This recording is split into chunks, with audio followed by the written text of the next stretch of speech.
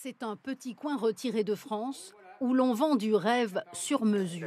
Comme tu l'avais demandé. Oui.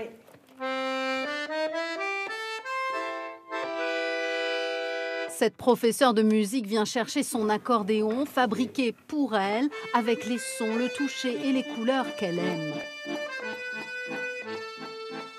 C'est le fabuleux destin des accordéons Mogin. Depuis 102 ans, ils ont fait leur chemin, depuis Tulle en Corrèze jusqu'au Japon désormais. Aujourd'hui, une petite entreprise sauvée de la faillite par des actionnaires du cru, menée à bout de bras par cet homme, à l'origine ingénieur en mécanique. C'est de l'ébénisterie. On est la seule marque qui a respecté le bois et le fil du bois, qui va faire le tour de l'instrument. C'est une planche, un instrument. De l'artisanat 100% made in France qui a un prix de 2 000 à 15 000 euros. À chaque atelier, des métiers bien particuliers et des lieux surprenants comme ici, une espèce de quincaillerie avec des petites vis, encore des petites vis, jusqu'à 8000 pièces pour un seul accordéon. Sur des gros instruments où on va avoir 120 boutons, on peut imaginer qu'il y a 120 boutons, il y a 120 feutres derrière, il y a 120 tiges, il y a une quarantaine, 48 ressorts et ainsi de suite.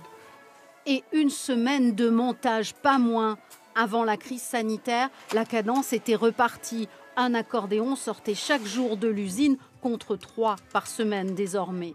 Mais inlassablement, ces passionnés continuent de fabriquer des sons comme cet accordeur.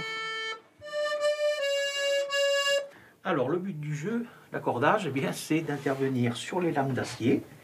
Donc c'est ça, c'est ce que l'on voit là qui me donne le son. Voilà. Et là, je vais intervenir en enlevant un peu de matière. Donc si j'interviens à la base de la lame, je vais baisser la fréquence. Et si j'interviens à la pointe, je vais la remonter.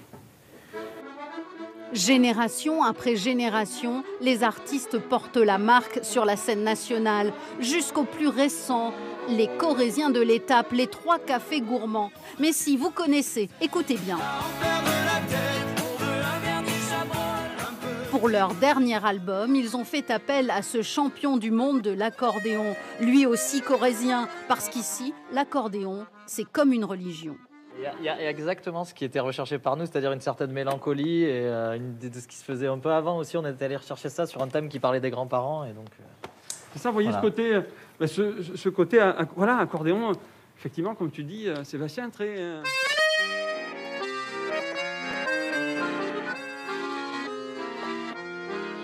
Il y a plein d'accordéonistes qui ont évolué dans des univers totalement différents et qui ont fait qu'aujourd'hui, l'accordéon, on le retrouve dans toutes les musiques, dans tous les styles et dans sa plus grande diversité.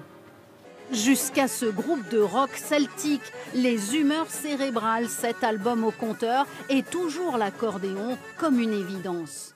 Toute la musique qu'on fait dans les Humeurs, elle s'est greffée à la base autour de l'accordéon et du violon de Lara en fait. C'était ces instruments-là qui ont façonné un peu le style de musique qu'on a aujourd'hui. Porté par la nouvelle génération, l'accordéon poursuit sa route, reprend du souffle grâce à ceux qui lui donnent vie et à ceux qui l'ont fait naître.